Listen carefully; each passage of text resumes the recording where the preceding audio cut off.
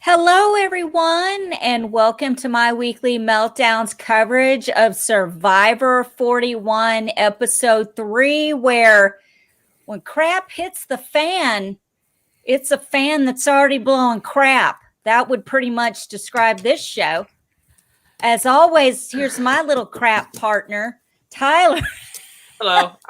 Beth said that she's having computer problems. She's going to be right back. That's fine. I was like, what happened? And Adrian, number one fan, Patreon friend, thank you for joining us tonight. Y'all, I just want to say this is not the NBA of podcasting. Okay. I just want to go ahead and say if you're even close, go to Rob Has a Podcast and then come back. We're kind of the dessert. Maybe, or leftovers that you warm up later that sometimes taste the same. We're definitely the sloppy seconds, but that's how I prefer it here in my weekly meltdown. Yes. We're a little messy. We're a little unhinged. I have a lot of things to complain about tonight because this show is just like all over the place this season, you guys. Like I tweeted out the gif of like the meme of that woman with like the math equation going on all around her. That is literally me trying to understand all of these advantages. It is just way too much going on at one time, and I don't understand how they want to like get all these new fans like interested in Survivor. We're in a new era, all of that stuff, but like us as like super fans who are like trying to like podcast about this show can't even like I'm like trying to wrap my head around it, and I'm so confused with like what's going on, who these people are. The first 24 minutes of the episode today were about advantages being found. It's like Adrian, what did you say? Or when we were in the background, what did you say backstage before we went live about what does this episode remind you of? It's literally the Oprah episode. It's literally like, you get an advantage, you get an advantage, you get an advantage. Oh, wait, you get a boat trip also. Oh, my God. Yes.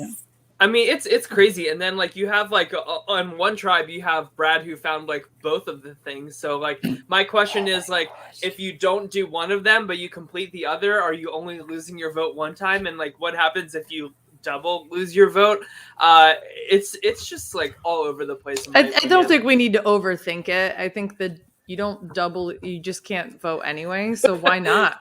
It's just like, why not risk it? I guess the point is that like I don't think that all these twists are being thought out all the way through. Like it kind of smells like the high roller room in Big Brother 23. I mean, with this roll here. I'm going to play devil's advocate and say I'm probably in the minority and think that this is actually, I really am enjoying that we have a shakeup, because I have said for years, I don't like that we have, okay, hit the beach and start looking for an immunity idol. I like that there is there's a consequence to finding it now, that you just can't go and find something and have yourself protected for the game. I like that we're changing that up. I like the mechanic of it. I like that gives you information about who on the other tribes may have something. And as we know from last episode, and it didn't show up in any capacity this episode, we do know that Deshaun knows about the advantage or about the immunity idol. No one has found it yet. And I'm interested as to like why the three of them, like why doesn't Brad, when he's on the island with Tiffany and Sydney, say, hey, by the way, guys, this is how this works. If you don't have the idol on your side, and I can tell you straight up, like, I know who has it on Tiffany's island. And you know what I mean? Why that's not? The difference between like Brad as like a very like old school player compared to like Evie, who like used that information last week to her advantage. Exactly. To like kind of get shit going like between like tribal lines. And Beth, you bring up a good point. Like that's one thing that I do appreciate about these advantages is there's a lot more opportunity for these players to get to know each other outside of their own small tribes of 6, right? So like we saw a little tension right away between Tiffany and Sydney and Brad, and talk about those three personalities though. Like, oh my gosh, I had anxiety when the three of them got together on the island. Did you, Adrian? Oh, that's like a live experience about to go wrong right there. When as soon as they walk on that beach, I'm like, oh gosh. Real quick, I want to give a shout out to everyone in the chat that is joining us tonight. Matt Henning, Matt, I see you. I see you saying this episode is not confusing at all. And Why don't you just go ahead and slap Tyler? Because that's what it feels like, a virtual smack. But I'm for it. I'm not going to stop you. Pokemon, Linda Maxwell. Let's see. Momo. Juan Washington Cruz. I got that right. Monster Cat. That's Brandon. Brandon. Okay, I'm the last person that needs to be doing this. Lapos. Laepais. Le Pont. Let's see what else. Like a Trevisaurus Rex, Jared Stegman. We can make a whole show out of me just reading names. Killimack. Yep, that's it. Listen, guys. Girl Killimack. Valencia's here now. Valencia, everybody, thank you for joining. We appreciate it. Listen, if Matt Henning wants to come up here to New York City, I will gladly let him slap me once and only once on camera, just to satisfy all of you here. Yes, absolutely. Only if it's in slow-mo, though, so it's like it's the only But is it going to be a slap or a backhand? Maybe a twofer. Maybe a I'll leave that up to Matt. Whatever he's feeling in the moment. I kind of want to give this season a backhand so far. I'm just like I'm really struggling. I'm really struggling, you guys, to like get into this season, and like I just don't understand who these people are yet. See, this is why I had been on last week, because I could have been telling you how much I love this season so far. Yeah. I really think this is the shakeup, the rebirth that we needed. It's challenging the way that we think about this game, and that's exactly what needed to happen after. Like, I feel like what we're finally learning is like we're not just going to throw advantages and have them stick at the wall. And I understand a lot of people, I think Tyler would be on this side of things, feels like, but we're still doing that. The argument I have for this is it's not just like you get an advantage and everything's hunky-dory. No, you sacrifice part of your social game.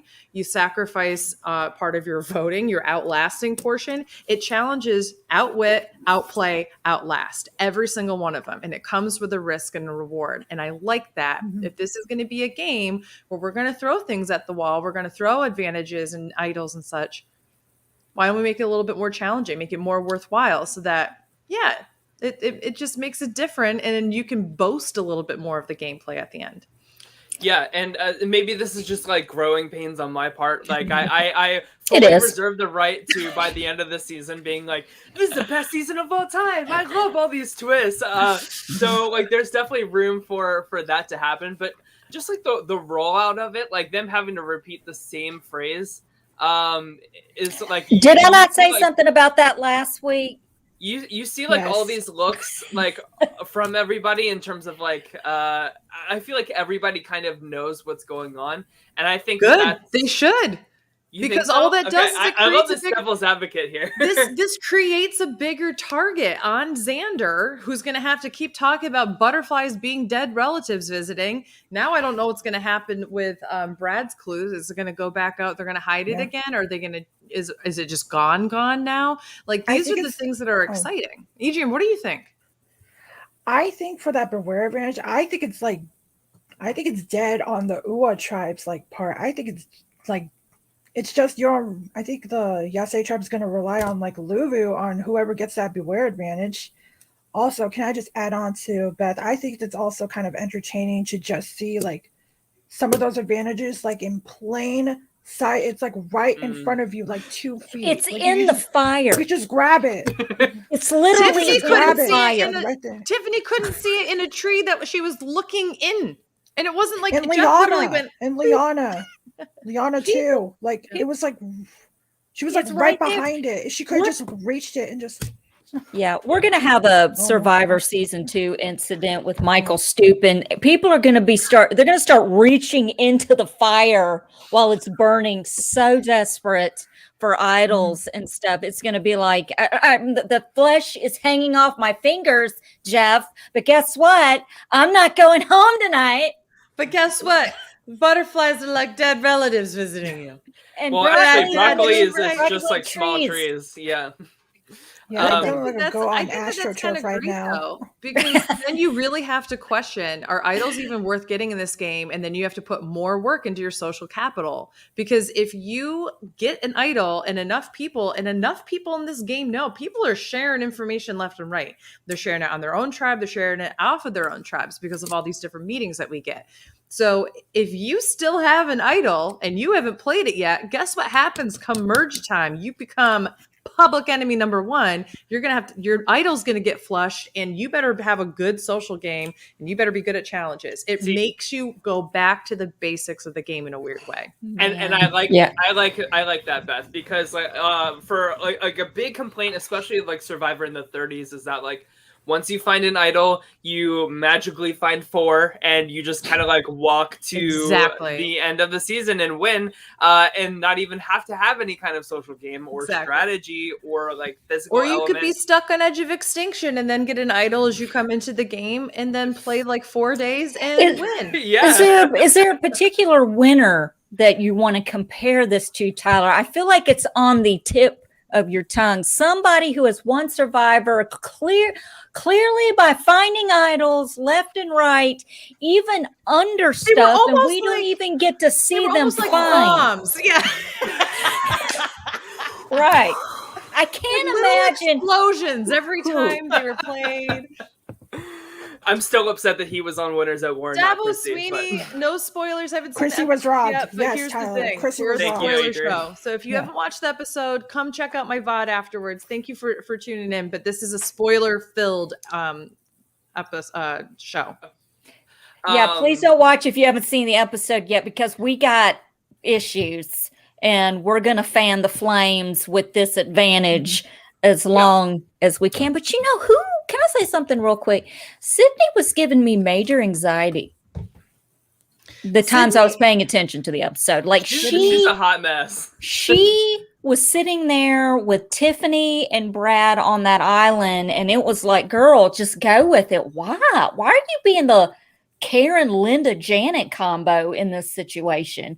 Like, you're making me really nervous, and I'm not even on the I'm not even there, and I can't deal with this. What was that about? Apparently she unravels. I think like it's just like way too much like hands-on control to somebody that you don't even know. I kind of feel like she's kind of like stereotyping like Tiffany's type of character, player type in the history of Survivor by like kind of just writing off this lady as this like old kooky woman who like needs to be told what to do, which doesn't sit well with Tiffany at all. We see her like really kind of thumbs down on the way she was talked to and treated. It felt very like mansplaining to me. But this also coming from the woman who fully couldn't understand what was going on last week. So I kind of have to discredit her a little bit and just be like, well, you didn't know what was going on the week before. So you probably do give off this vibe that's you have no idea what's happening. Right. Sydney, Beth? No, I'm talking about Tiffany. Oh. I think Tiffany gives out a vibe that she doesn't know what's going on. And even like when she was sitting there, can I give my impersonation of Tiffany sitting there with Brad and Sydney? Ready? Go ahead. What if we did this?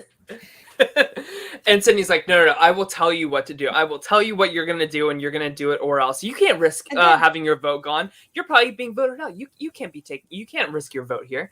But what if I could? And Brad's like, I don't know. Brad's like, yeah, let's risk it. No, let's risk it. Just do it. And, because the early bird gets the worm when all the kids are on the island asleep, and I got to start a fire and find an advantage right in front of my face. I wonder if the steal a vote is non-transferable.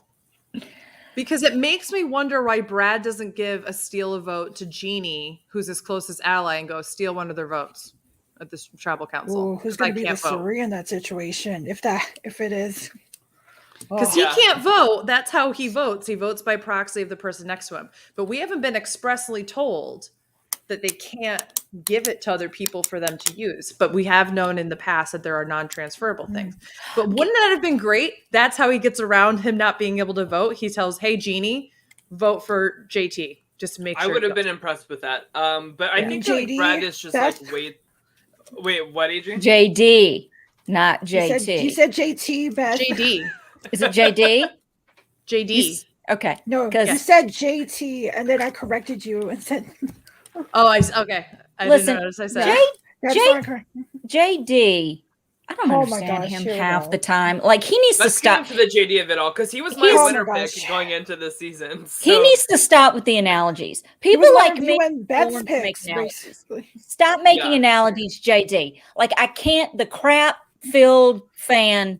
Okay, that made me chuckle. But I mean, it's just the shit hit the shit-filled fan. When the shit hits the fan, if that fan's already covered in shit, that's a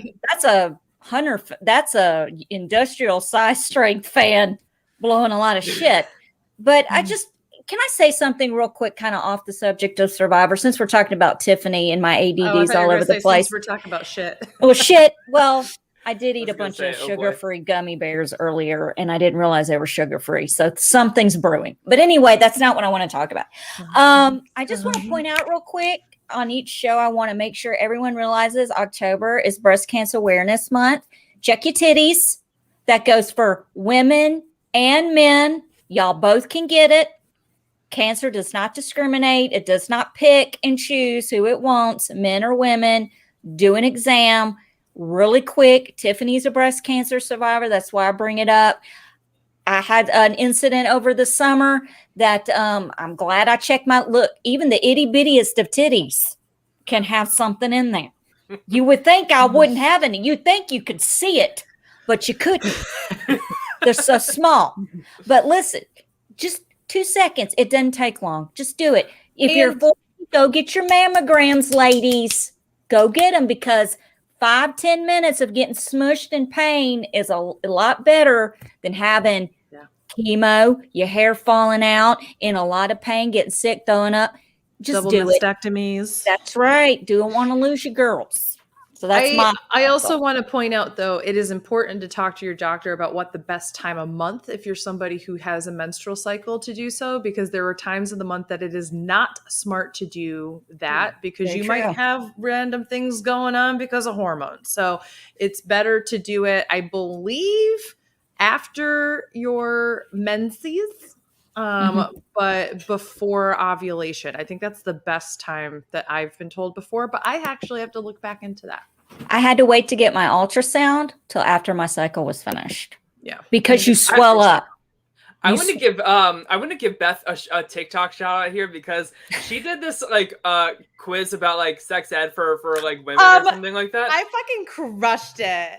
And my gay ass knew 0 out of 10 answers. Wow. And Beth was just like spitting these answers left and right, and I was like, wow, I just learned so much in like 60 seconds. Okay, but that does make me not feel so good, because the first question was, what organ does a baby grow in, or something like that? And I was like, I don't know. The uterus. The uterus. Listen, Tyler. I was not paying attention during sex ed because I figured it did not apply to me. But I did I've done 2 of those, and the one that I think you're talking about, I got like 8 out of 10. And who the hell knew what the elongation of the breast is here? But you were close. Like, you had, it was like I said a muscle strain, so I don't think I was close. Listen, I more than I know. So just wanted to give you that credit. But let's so yes, Allison, thank you for bringing that up. With fantastic awareness. I now reserve the right to add a second slap, LOL, from Matt Henning. I agree. So you can do one forehand and one backhand. Just a little back and forth. I want to shift to talking about the JD versus Brad of it all, and see kind of like where we fall in terms of like, did Shannon in particular make the right decision tonight? And I want to start with Adrian. I want to hear, do you think it should have been Brad, or do you think it should have been JD, and why or why not? Oh, he's giving me a little 1 second here. You all right? Yeah, y'all can keep talking while it's me. I was like microwaving something, so like, can you like? Okay. Well, Beth, you go. Beth, you go. Okay, so I think if you're going to purely talk about JD versus Brad, it was a clear decision for Shan's positioning to get rid of Brad. You have somebody who trusts you enough to give you their advantage, that has no social capital and like feels like they owe you, versus somebody who feels empowered and has idols and clearly has another person in their pocket. Like, there's aspects there that you're like, oh, I didn't even know he trusted me until he showed me that stuff, which is good. But if you don't feel good about him as well, Brad's the clear person to get rid of. I also thought it was interesting that there wasn't a discussion of just getting rid of Jeannie. If you didn't want to go one way or the other. I'm happy I didn't, because I'm in Randy's RHAP draft pool thing, and today I chose Jeannie as the person who wasn't going to leave the episode, trying to be smart for the Outlast portion. But yeah, I think that there's a lot going on where you could sit back and say, okay, I can, if you're Shan, manipulate Brad, I can manipulate JD, I can't manipulate Jeannie, and she's not even participating in half the challenges. What is she adding to my game? That's what I thought was interesting. Adrian, what do you think? Yeah, for me, I feel like Shan made the right move on voting out Brad, because once JD gave her his vote, which is like Shan's power over like the whole Uwa tribe is just wow. Like, she could just sit there and people just give her information, and then it's so impressive to me. Like, I love Shan this episode, and I feel like her JD giving her his vote really solidified that, like, okay, I feel like JD really trusts me, so Shan can have JD under his wing for like the long run. So she can just be like, okay, I don't need Brad anymore. He's just so like chaotic before that, so let's just let him go and then keep JD around. So I feel like Shan did like make the correct move, in my opinion. So I'm kind of leaning the other way, and I'm happy to hear you two like disagree with me, because that makes for good podcasting.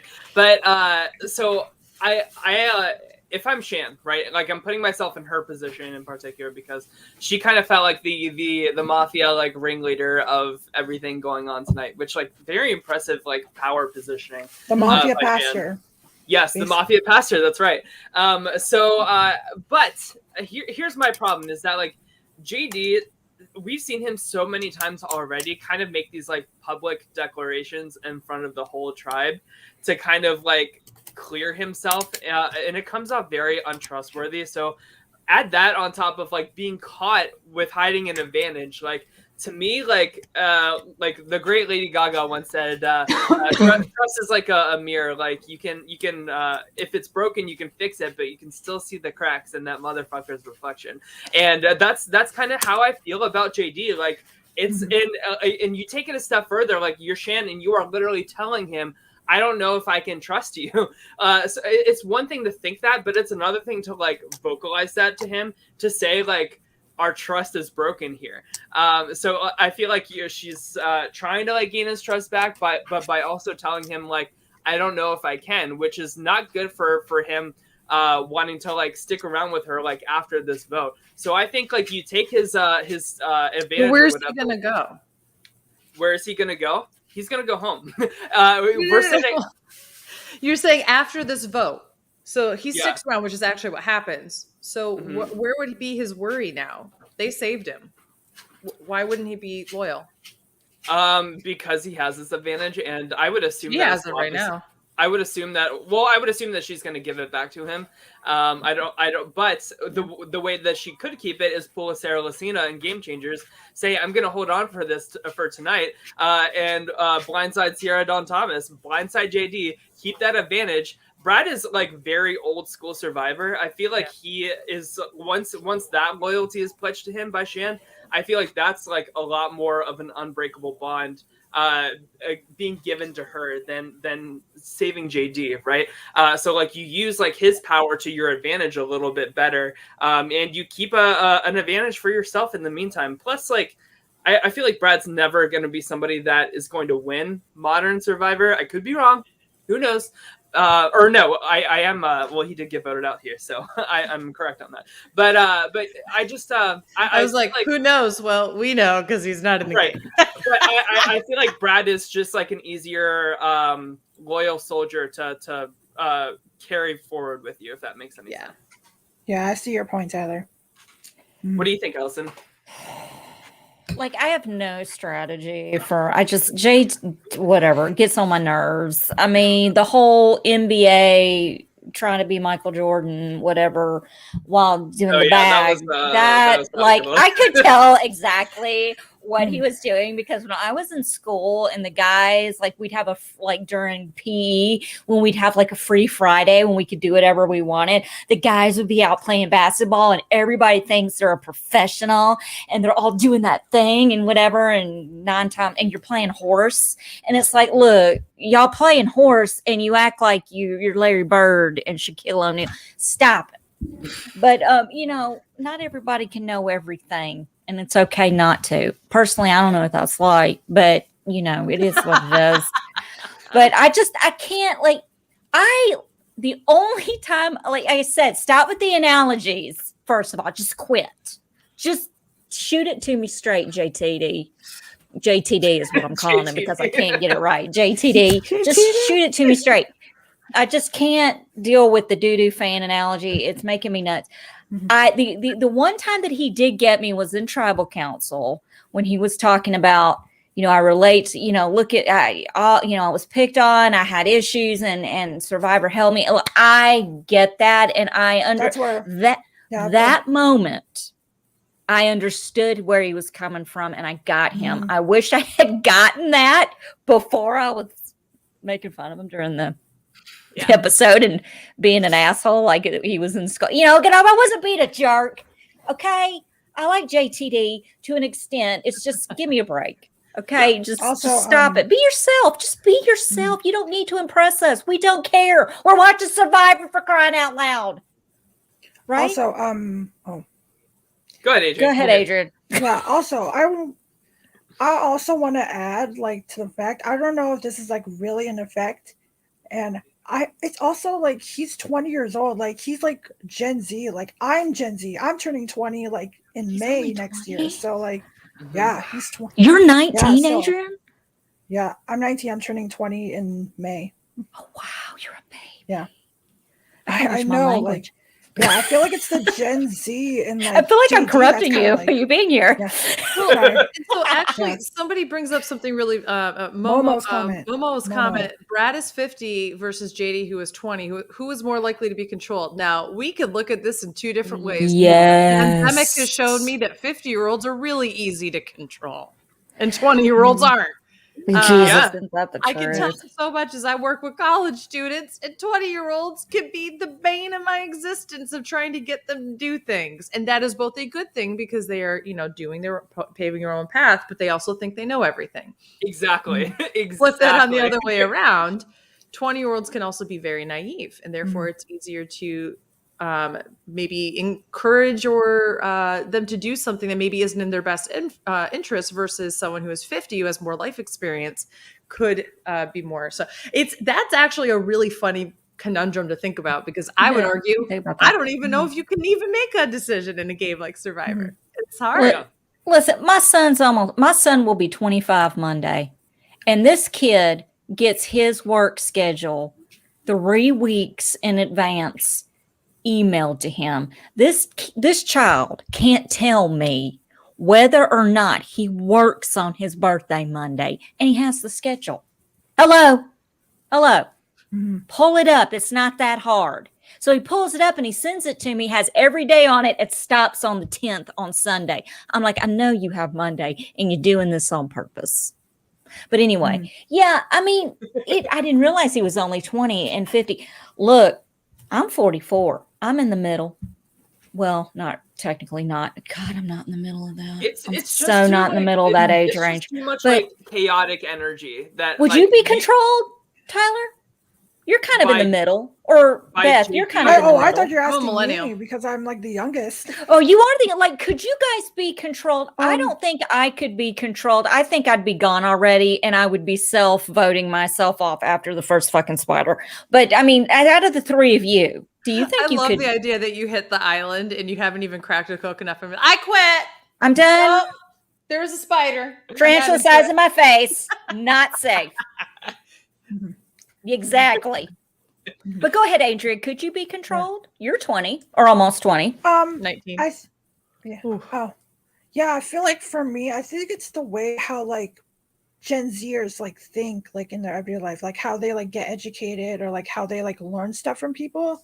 So for me, I always like basically kind of like think things through, like always try to like listen to them, be like empathetic to like people, like try to get them to learn like who they are and like if they want to like align with me. For JD's case, I feel like he's like such a huge super fan of Survivor. I feel like he's that chaotic and like so happy to be there where it's like kind of like a little bit affecting his game a little bit. Well, for me, it can be like, for me, I take my time to like think through and like how mature I am. So like compare like JD and like Liana to Liana's games. Like, and they're the same for age. me, Liana, Liana's like very God. mature. Like she's so like empathetic. Like, remember how she sympathized for like Tiffany when she's like being paranoid and stuff, and like telling Tiffany like, "Hey, it's okay. Like, just calm down. Like, I got you." Like, she knows how to like handle as like a Gen Zer. And she's in the best position in her tribe compared to like JD, who's like really in hot water constantly. But Adrian, how do you handle your work schedule though? I mean, you can tell a lot about a person when their mother asks them for their work schedule. Like, how responsible are you with a work schedule? Well, I'm currently a student right now. Like, I always like have online classes right now. But so, you know your schedule for class.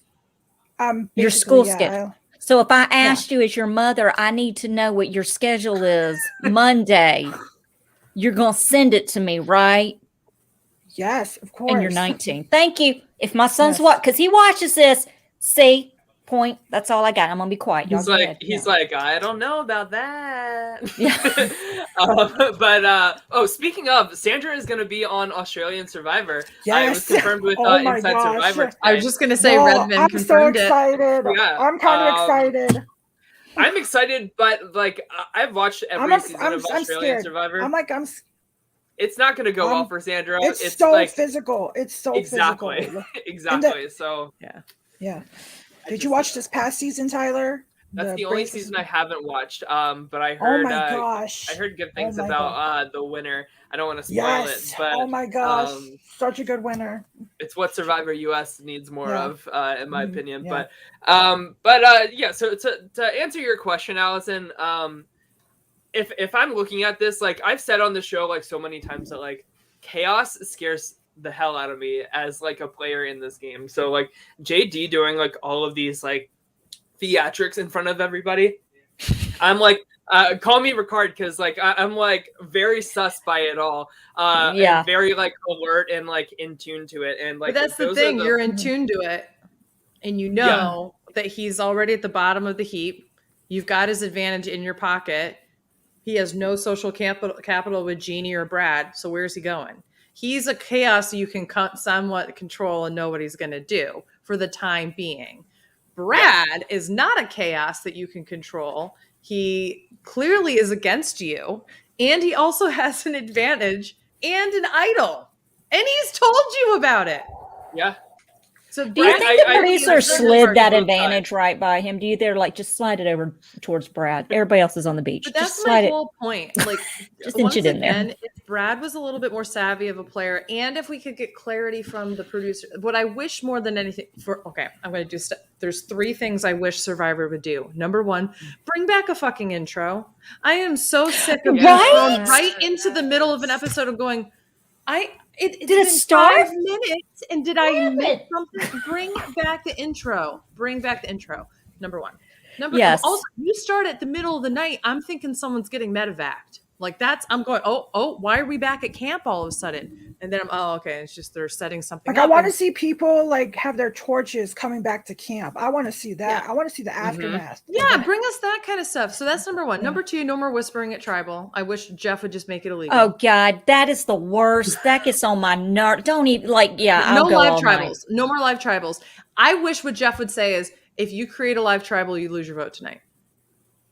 I'd be like, sit down, shut up, and act right. Get out of your seat, you lose your vote. It should be, oh my God, they should make it a rule that you can't do a live tribal. And then in advantages, you can do a live tribal as an advantage. Like, imagine that. You're like, you know what? It's so meta. Oh my God. Can you imagine? So meta. That would be a great beware advantage. It's right up the producer's alley to be like, what's an advantage that we could do that would shake up the game? It's like, imagine outlawing the ability to talk at tribal to anybody but Jeff. Wait, you know where they would hide that advantage?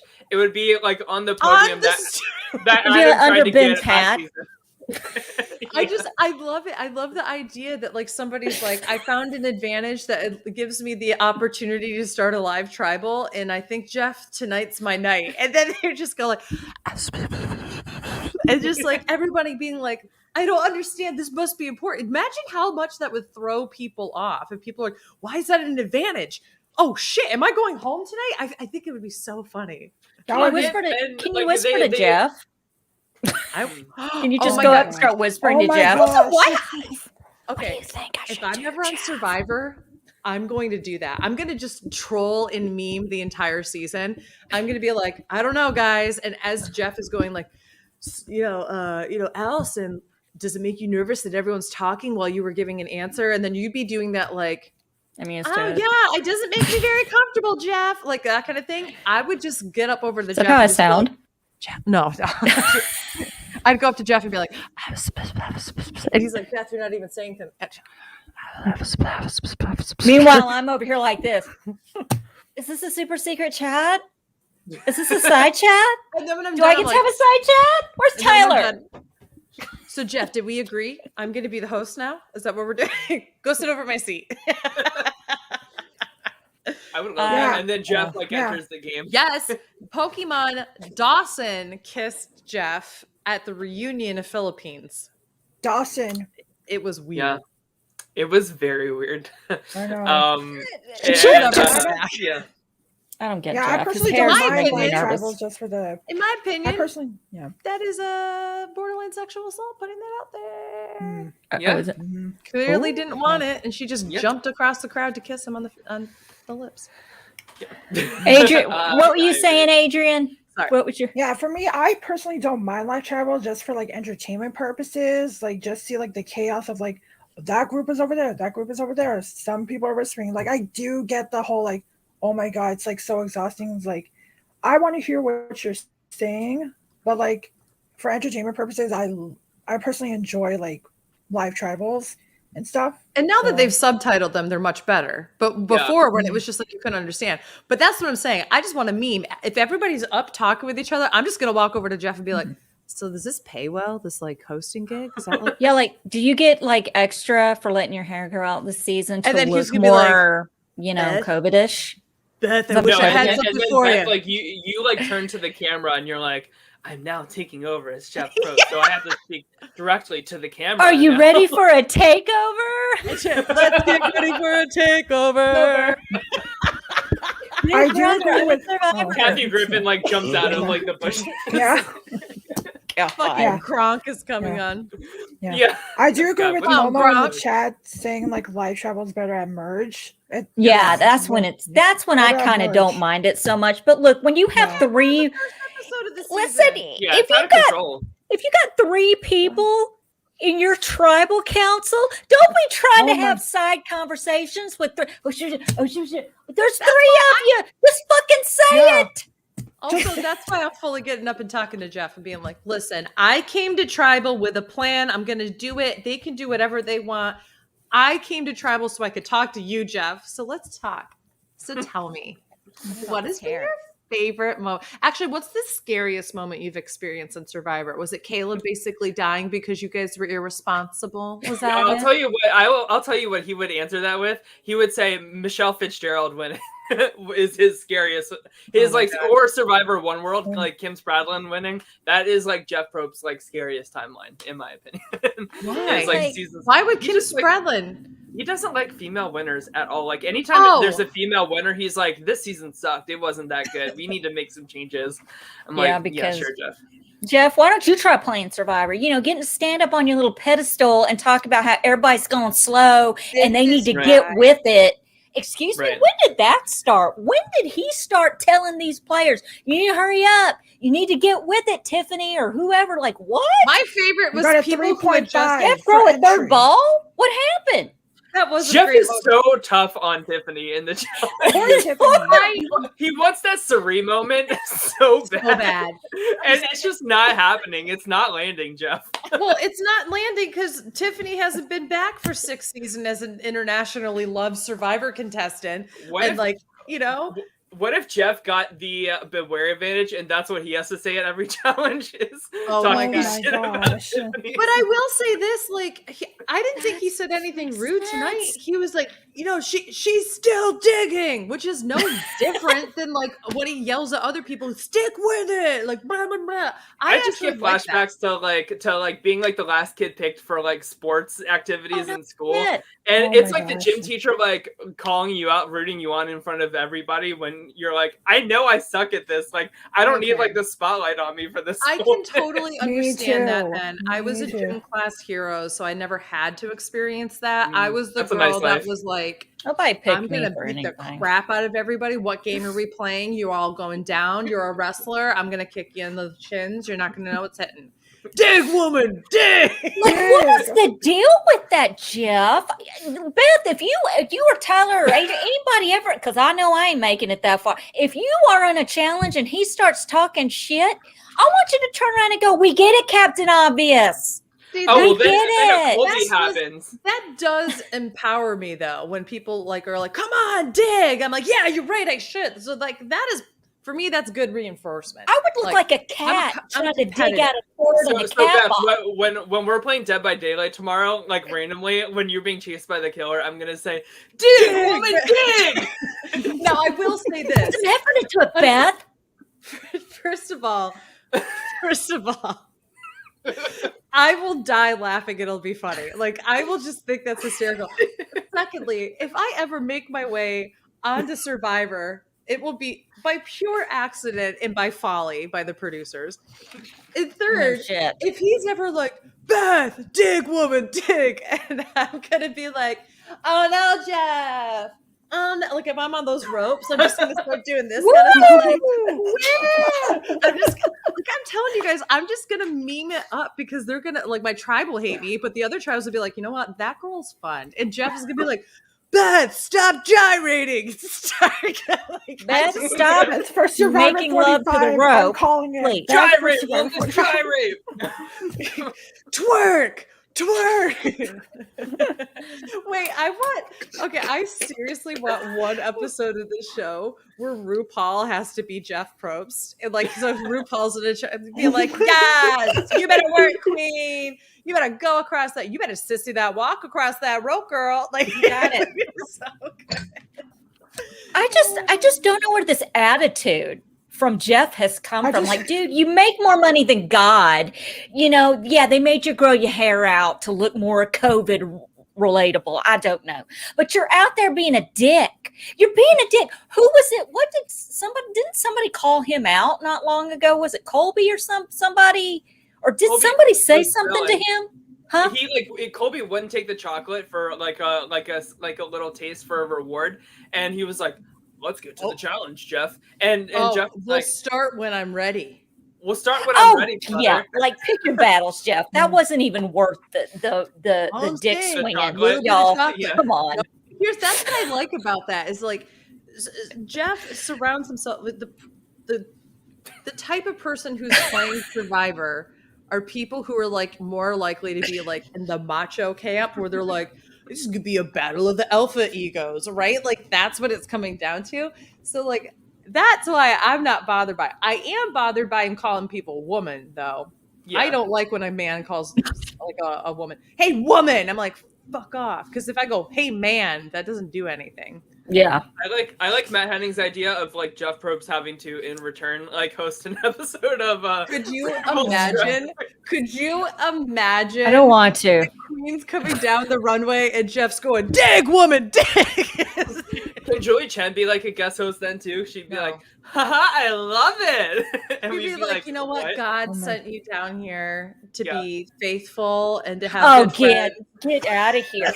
You know what? If Julie Chen Moonves was switched places with Jeff Probst and was like, Jesus loves you, Jesus has got you, girl. Tiffany, Jesus, just pray. I'm praying. You got this. You got this. Jesus is on that rope with you. Yes. Hallelujah. She made it. Hallelujah. Can you imagine? Like last week after this, I was just thinking about scooting across that board wet with a wet crotch.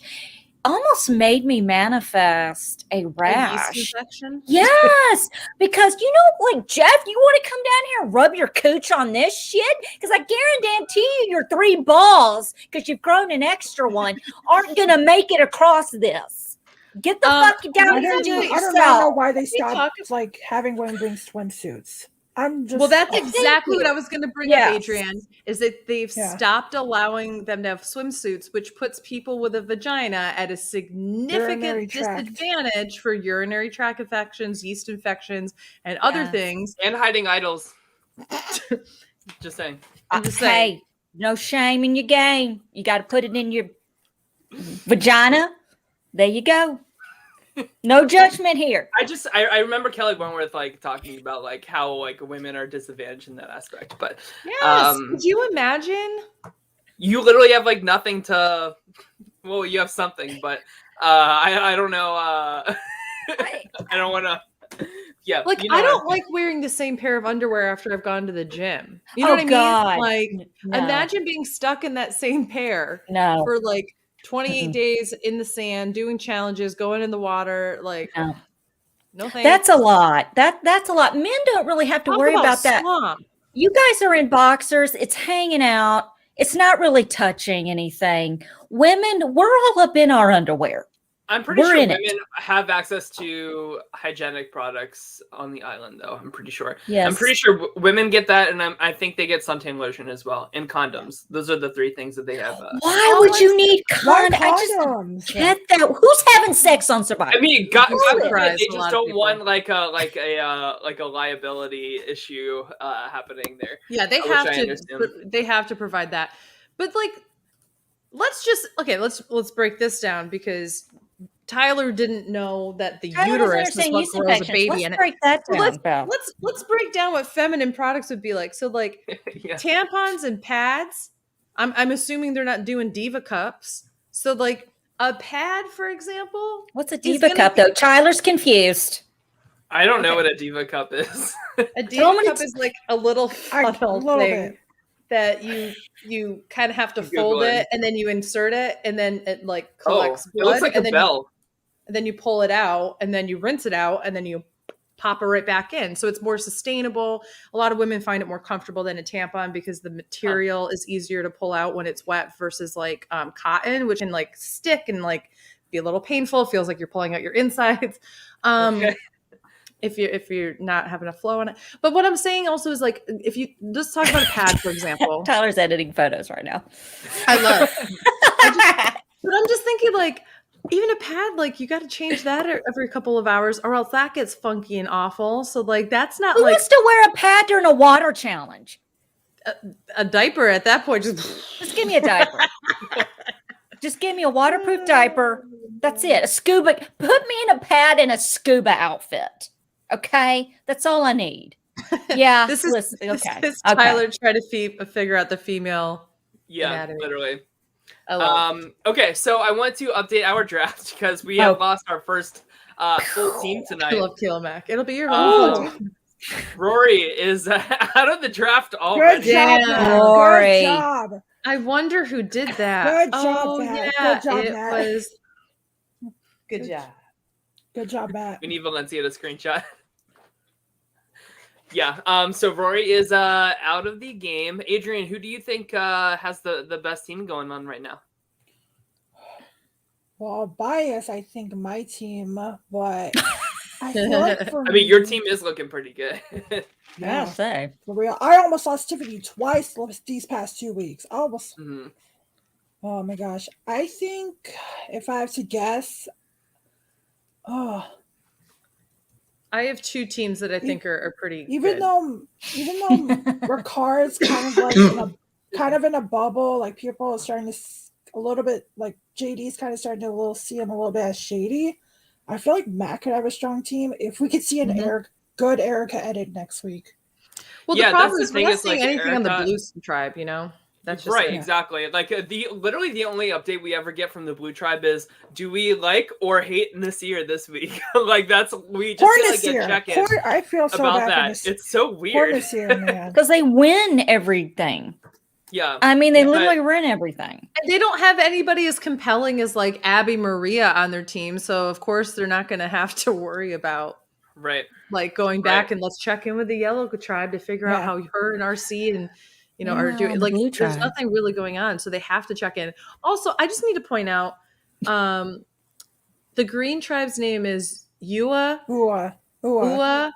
and it is spelled UA, which is what my division's name is. So every time I think that they're saying university advancement, and I'm going like, oh God. And so like when I'm doing work for university advancement and it pops up on my screen, I'm like, no, I can't escape.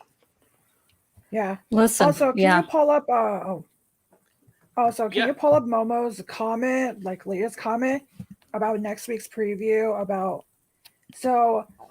what you guys seeing me with my phone? I'm listening to I was just listening to the episode 4 preview. So from what I've got, saying Sydney's trying to start the fire, but she couldn't. She's trying really hard, and we see Erica in the confessional being like, "Oh, Sydney's so headstrong, she really wants to get stuff done." So I could kind of see a trouble for Sydney.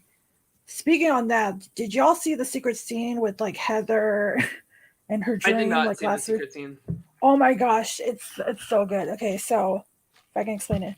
So on Luvu Tribe, Sydney was telling Deshaun, recounting how Heather was having this dream of Sydney stealing Heather's torch.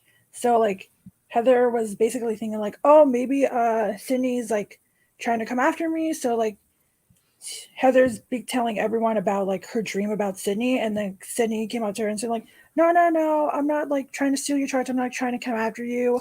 And then cut to Heather being I made it up.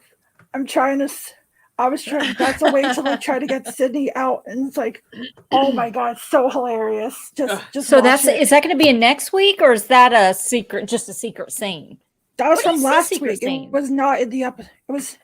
It's on YouTube. It was YouTube. It was a secret scene from last week's episode. Where do you see? Where do I look that up? Survivor's YouTube account. Okay. Yeah, I'm gonna look that up. And some good ones. Yeah. I have to say, I think out of all the teams, I think Matt and Dominic have the best two teams right now. Let me pull that back up. Yeah, Dominic also has a really good team. My team that's not on here because I didn't do the draft, because I'm giving Tyler a break for me winning every year, but I have picked. Can you pull that back up? Because I can't. Ricard, and it's Heather the blonde. Yes, on the Hoofland's team. Okay, so I got Ricard, Heather, and I can't remember who the third one is. Anyway, I really think I have the winner. I think Ricard. I think Valencia is good as well. I think Valencia with Evie. I feel like if Evie can keep down that intelligence with her, I feel like she could go really far, including Liana, too. I really worry about Evie playing too hard and getting caught. That's my main worry with her, and that's why I think Liana is in a really good I think position. the best position.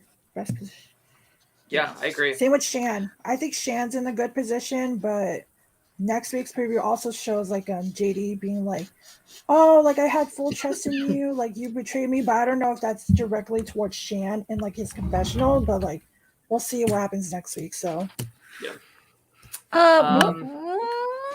Hey, I'm gonna put it in the What What is what's thwarping fun? What is that? That's my bot for my Twitch account. Oh, I was reading. I was like, Oh who my is that God. Nightbot? Okay. So anything that has a purple icon on top of the that's my Twitch people's, and then anything that has like the little YouTube icon on their picture, they're commenting on YouTube. So Nightbot is my bot that comes every once in a while and says like, "Hi, you should follow me." Oh, okay. Because I was confused. I didn't know. That's what I get for looking at the chat. Sorry. No, it's all good. You're probably like, man, this person really wants like some money. That's not what we're about. This is my life right now. Nightbot. Something has happened to me lately, like trying to explain the VCR to my grandparents. I really feel like I have evolved into my grandparents. Like I didn't even Tyler has a video of Sora listening to a Taylor Swift song. I didn't even know that was Taylor Swift, and I didn't even know the song. And I'm like, I don't even know what's happening right now, other than your dog looks. I feel like what your dog looks like right now half the time of my life, because I don't know, like that. Your dog was me trying to watch the MTV Video Music Awards, is what I meant to say the other day, because I don't know what's happening anymore. I don't know what's going on. My husband and my son are always complaining about every time they get in my car and we listen to my music. It's like I feel like I'm in a time machine. It's like the 70s and 80s, and not like I don't know anything. I don't know. Well, to kind of like transition to that. So, Allison, we're introducing you to Dead by Daylight tomorrow. Y'all gonna play a video game, and I'm gonna watch. And so Allison is a big horror movie fan. So Beth and I have played Dead by Daylight a few times. So we figured let's have Allison be a commentator for us playing Dead by Daylight. So we're gonna do that. We're gonna do this off stream. We're not streaming this, right? Oh, yeah. We're not. I don't think we can. We can. I thought we were doing it off stream, but we can stream it. We'll figure it out. I would like to stream it. It would just be from my perspective. It would just be from my perspective then if we were to stream it. Look, I'm just we can stream it. I don't care. I don't know anything about video games. So y'all may be done with me within 10 minutes, because how are you supposed to run for your life and kill people if Allison's going, what's happening? What's this? What's that? It's like you're playing with a 5-year-old. No, but that's what's going to make it great is I can't wait for you to be like, what in the world is that bitch doing? Is this what y'all do with your spare time? Yeah, basically. That make TikToks about Taylor Swift and Mike Corky. So we'll figure it out if we're streaming tomorrow. I would like to, but if no pressure either way. But I'm excited to introduce Allison to the world of Dead by Daylight. But Adrian, any last thoughts about Survivor this season before we hop on off? I don't know if we discussed this, but like, who do you think is in the best position in Lulu? Like, we discussed like Liana being in the best position. We kind of discussed being Shan. Who do you think Lulu is like kind of in the best position? Okay, what color is that tribe? Because I go by colors. Blue. Can you bring up the draft so I can see all the faces again? I think it's probably Deshaun, because he is armed with the most information from Evie 2 weeks ago at the summit. And he's got a really good close ally in Danny. That Danny will always go first before Deshaun, because he's a bigger like physical threat. I think Deshaun. I could see Heather or Deshaun. Yeah, I feel like even though she's getting kind of an invisible edit, I could see Erica, and she can downplay like her like puzzle skills like a little bit, like, and like upgrade her social game. I feel like she can go really far if she like could kind of like be like the social butterfly a little bit.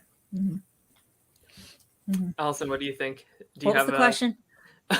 I'm sorry, my son texted me. I had to answer it. What? Who on the blue tribe do you think is in the best position? Ricard. That's the green tribe. Okay. Nasir. Okay. And Heather. Yeah. I kind of feel like, here's the thing. I kind of feel like the people that, this is so weird, like Beth and I are doing the same thing. I kind of feel like the people that fly under the radar and stuff in the beginning they're fine. They got no problems. 99 problems and a bitch ain't one. Yeah. Sorry, that's my words of wisdom. This is really riveting for our podcast listeners. It's hard-hitting journalism at its best. That's why people come to this show, because they want the real facts. 99 problems and a bitch ain't one, to quote, what's his name? Yeah. Jay-Z. Jay-Z, yeah. All right, well... I think that we can now argue that Jay-Z has probably had 101 problems. Listen, Jay-Z's got he's married to Beyonce. He better listen. He's his own problem. Have you heard the album Lemonade? That's all I'm going to say. Becky with the good hair. Becky with the good hair. Oh, that's such a good. That is such a good album. Guys, if I was on Survivor, I'd be Bethy with the bad hair. It'd be so good. My hair would be a mess. It'd be awful. But we're there. I am for the messy buns. I'm for the messy buns that shit's growing out of with the buff around. Like, it's just, I live for it. Yes. Anyway, guys, please subscribe to my weekly meltdown on YouTube. You get notifications when we go live. Become a patron at www.patreon.com/myweeklymeltdown. You don't have to put the www in. Great job. Wow. Look, you said you weren't hip with like the Gen Z stuff. Look at you not using that. I said the triple W's, which you hate. Sorry. I'm so proud of you. I feel like I'm 20 years younger again. I'm 24 again. I'm going to be about to be the mother of a 25-year-old on Monday. You are still the mother of a 25-year-old. Just putting it out there. What? What's that mean? It made you feel like you only become a mother of your son on Monday. I'm like, you're still currently. Listen, he almost lost his life this week being a smart ass. Okay. That's all I'm going to say. Don't be a smart ass. I thought you were going to say you're almost going to be a grandparent. I am. I got a new picture, but I'm not going to show it because I don't believe you should show a picture until the mother posts the picture and I get permission. So I'm not going to take that away. But okay, so I'm going to brag real quick.